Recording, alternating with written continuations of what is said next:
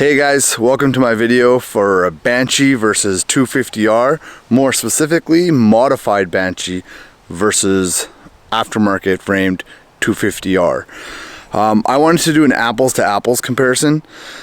I find I could easily dog shit on the Banshee or the 250R by using my 88, which is not even in the same league as these two other quads. And this Banshee is I would say basic build. This is my stock-ish Banshee is what I call it. I paid $700 for it 5 years ago I think, and I've just been modding it as things have been going bad. This is a 2000 Walsh Racecraft narrow chassis. It's a MX Pro chassis. It's built to the nines, 310 stroker motor. Long travel front, CR500 linkage in the rear. This took a couple years to build, and there's basically everything aftermarket on it as you can imagine. It's set up for motocross. Majority of it is used in the sand dunes and just flat out riding around here. But as you can see, it's heavily modified. I've never dynoed it. I should, but that's just, you know, something that I want to get to. This is my 2001 Banshee. As I mentioned, I paid $700 for it, and I've modified things as they've come due. The suspension I've completely redone. I got full flight A-arms in the front, got all new bearings, bushings, a -1 swing arm in the rear, with the Jogasa rebuild of the shocks. I got works in the front and the stock, which is like a Olin's I think, in the rear. Other than that, it has Boyesen reed valves, like the reed pedals, no valves, nothing fancy there, and just pro circuits that I kind of redid, and that's all I got for power mods. And this thing has the cylinders had like a random trail port or something on them when I got it, when I got the cylinders after I rebuilt the motor. And so the mods, you can see the Alba bumper, the JL swing arm, which has been great. I have motocross this quad.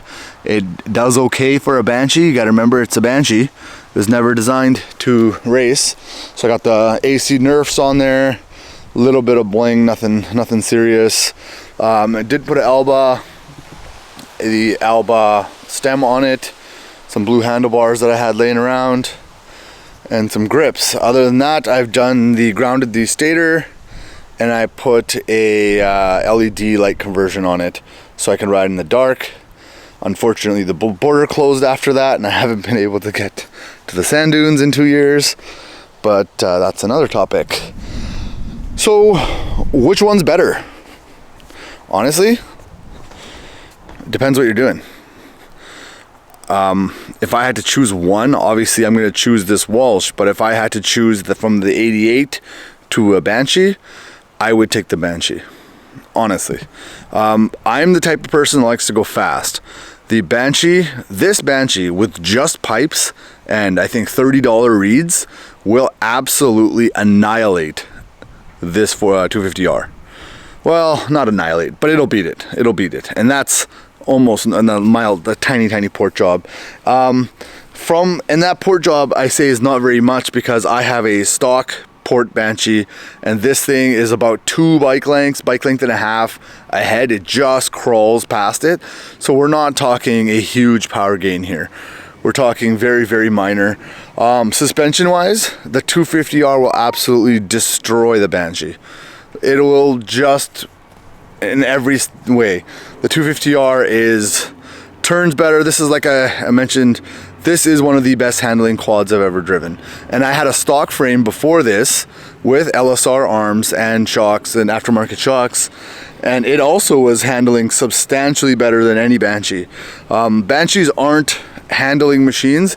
You can get them pretty good, but there's never going to be at the level of a 250R. The 250R, in order to get...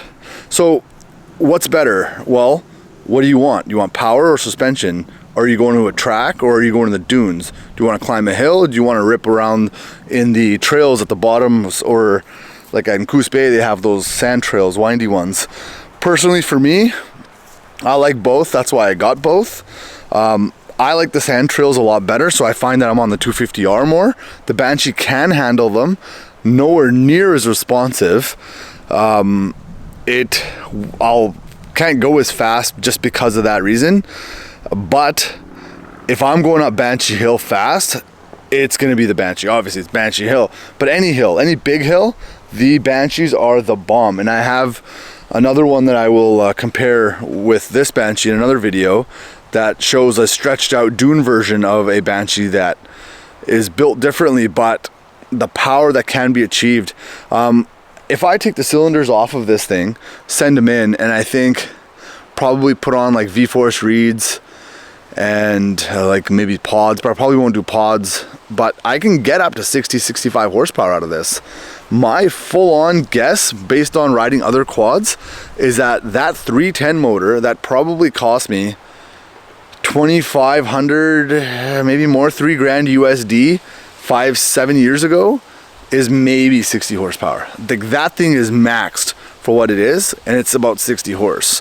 This thing right now is probably like only 50 something horse, but because, you know, it's twin cylinders, higher horsepower, way less torque, it's way faster.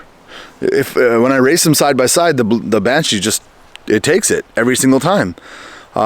Obviously, if you want torque, you want the red, you want the Honda, if that's what you're about. The Banshee's always, even like I had a, maybe I'll just have the picture come up as I'm talking, but I had a really done up 4mm stroker Banshee and never a problem to start. The kicker moves it, light kick, boom, start, right? The 250R, I was actually put in the hospital because I was starting to start it with running shoes, and it came back and hit me in the shin and caused a blood clot, of all things. But very, very difficult to start, especially when you're on the dunes. On the Banshee, I sometimes don't even stand up. I just kick my foot down and she goes. So if you're gonna ride motocross track, 250R will win. If you're gonna ride sand dunes, and it depends on what you're doing at the dunes, but it's a toss-up. That's why I have both, and I have a big trailer, so I take both. It's just different strokes for different folks, I would say.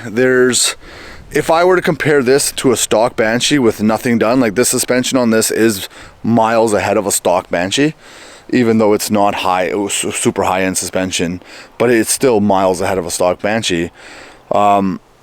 You would not even want to drive the Banshee. And a stock Banshee with stock pipes is an absolute turd. Like, I've seen those things not even beat like Honda XR 100s, right? So comparing these two quads, so we can do like a little bit of a checklist. So in the dunes, if I'm riding like dunes with a lot of hills, I'm taking the Banshee. If I'm riding with a lot of trails, I'm taking the 250R. If I'm going to the track, I'm taking the 250R. If I'm going off-roading in like a trail situation, of these two, I'm gonna take the Banshee. Higher ground clearance, I could just put bigger tires, and it'll move the bigger tires. Bigger tires on the Honda become very cumbersome. It starts losing a lot of its torque, which then doesn't have a ton of horsepower anyway. So I'm gonna take the Banshee in a trail situation. On a slow trail situation, still gonna take the Banshee.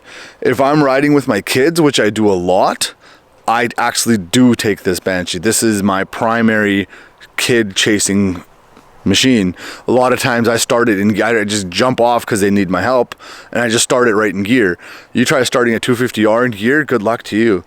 Like, you might get it, you probably won't, right? It's just a Honda thing. Even my 05 450 doesn't like to be started in gear, kick-started in gear, and the electric starts, they don't start in gear. So, but the Banshee, you're in second, third, whatever, click it down, give it a kick, and you go chase the kid again, right? So, and it's almost weirdly utilitarian. Like, you can use it as like a do it all kind of thing. If I had to choose one quad, obviously I would choose this quad, but if I didn't own this quad and I had to choose one, it would be the Banshee. Online support, parts, aftermarket parts, resale of parts, availability, Banshee. That is one of the most biggest piss off things of a 250R, is that you cannot get parts. They're annoying. have to call specific shops that carry them. Like I use OEM mostly because Rocky Mountain carries majority of it, and you can get it quick. But otherwise, pain in the ass. If you need a pipe, good luck to you. You need a pipe for Banshees. There's probably 2 on sale on the marketplace right now. It's easy, and there's like 8 Banshees for sale locally, in like within driving distance, you know, for 4 or 5 hours. And there's 0 250Rs for sale. There hasn't been, which makes it great. Like, guys will come up to you in the dunes or the track and they'll be like, hey, this is a beautiful bike, a quad, whatever. But that doesn't help you trying to keep operating costs low. That doesn't help you if you want to try different pipes or try different clutch covers. Let's say your chain falls off, smacks the case, now your case is broken, you're immediately out $1,000. Like, good luck, right? On a Banshee, it's not that big of a deal. You can get new cases. I believe they still make them brand new. You can order up pretty much anything brand new, and there's a ton of shops that deal with them. You can, East Coast, you know, West Coast, Banshees are everywhere, and people are going to have parts. If you're at a campsite or like a dune staging area, there's probably going to be like 3 other Banshees. And they made them from 87 to, I think, 2013 in Australia or something. So their availability is, I would give that to the Banshee. And the 250R, that's a 4-year, right? 86 to 89. So what's the winner of here? There's no winner. They both have different things. If you're budget conscious, I would say the Banshee. Certain things are way cheaper on the 250R, like a pipe is way cheaper. Not anymore, but it used to be anyway. Because you got 2 pipes on the Banshee, 2 cylinders, top ends. Things are more expensive because there's 2 of everything, but the 250R is still, in the long run, going to cost you more if you decide to upgrade the motor. You do need to get a new cylinder. On the Banshee, you can just port the stock cylinders.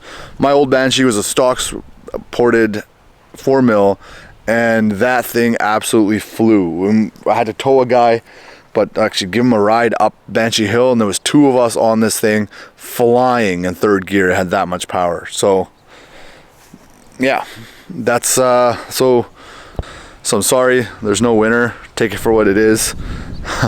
But here's a legit comparison of 2 well modified iconic ATVs